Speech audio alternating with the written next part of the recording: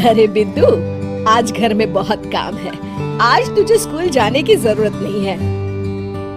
लेकिन दादी, आज तो स्कूल में मेरा टेस्ट है। अरे एक दिन स्कूल नहीं जाएगी तो ऐसी कौन सी तेरी कलेक्टर की पढ़ाई छूट जाएगी। वैसे भी मैं देख रही हूँ आजकल तो बड़ी भीड़ हो गई है। अपनी दादी की बातें सुनकर बिंदु नाराज हो जाती है। तभी उसकी माँ कहती है, अरे बिंदु, इतनी छोटी बात पे मुंह फुलाने की क्या जरूरत है। दादी बिल्कुल सही कह रही हैं। लड़कियों को तो घर के काम काज सीखना चाहिए। अरे बहू, रमेश के लाड़ प्यार ने इसे बिगाड़ रखा है। कम से कम तू तो मेरी बात समझती है। अच्छा, मेरी पूजा का समय हो गया है, मैं पूजा करने जा रही हूँ। इतना कहकर रमेश की माँ वहाँ से चली जाती है। इस तरह बिंदु की दादी और माँ दोनों अक्सर उसे घर के कामों में ही उलझा कर रखते थे। कुछ दिनों के बाद राजू और बिंदु के 10वीं के रिजल्ट्स आते हैं।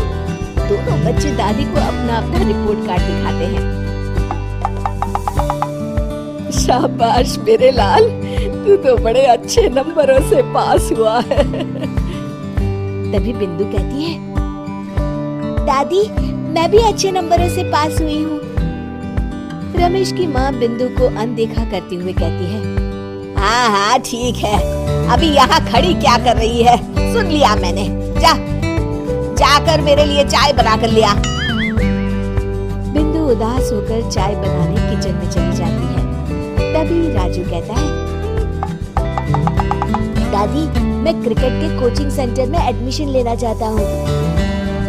अरे वाह राजू बेटा, ये तो तूने बड़ी अच्छी बात कही। तू कल ही अपना एडमिशन करा ले, जितनी भी फीस होगी मैं दे दूंगी। अरे एक दिन मेरा पोता विराट कोहली बनेगा। इस तरह अक्सर रमेश की माँ अपनी पोती बिंदु के साथ दुर्व्यवहार करती थी। कुछ दिनों के बाद रमेश की माँ और उसकी पत्नी दोनों सास बहू मिलकर राजू का एडमिशन अच्छे स्कूल में करवा देते हैं, लेकिन बिंदु का एडमिशन नहीं करवाते। इस बात से नाराज होकर बिंदु अपनी दादी से कहती है, लेकिन दादी मुझे भी आगे की पढ़ाई करनी है। अरे क्या करेगी आगे की पढ़ाई लिखाई करके हैं? आज से ये पढ़ाई का भूत अपने दिमाग से उतार दे। इतना कहकर रमेश की माँ वहाँ से चली जाती है।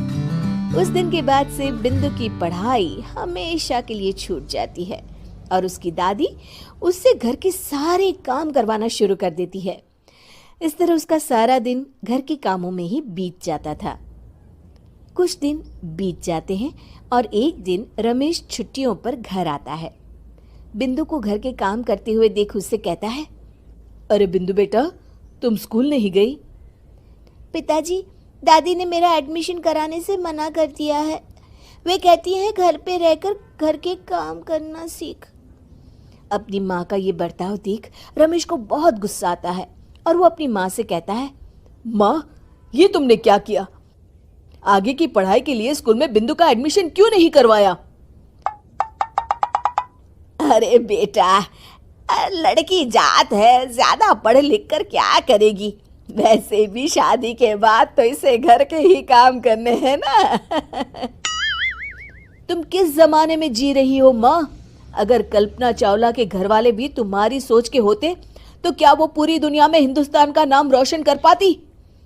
इसका स्कूल छुड़वाकर तुम इसका भविष्य बर्बाद कर रही हो, लेकिन मेरे रहते ऐसा नहीं होगा। बिंदु बेटा, कल ही तुम्हारा एक अच्छे स्कूल में एडमिशन करा दूंगा। तुम जितना चाहे उतना पढ़ो।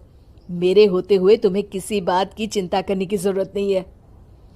अपने पिता से हौसला पाकर बिंदु खुश हो जाती है और कहती है, जी पापा, मैं खूब मन लगाकर पढ़ाई करूंगी और बड़ी होकर डॉक्टर बनूंगी। ये हुई ना बात। शाबाश मेरी बेटी। शिक्षा, लड़का हो या लड़की, हमें दोनों को आगे बढ़ने का मौका देना चाहिए।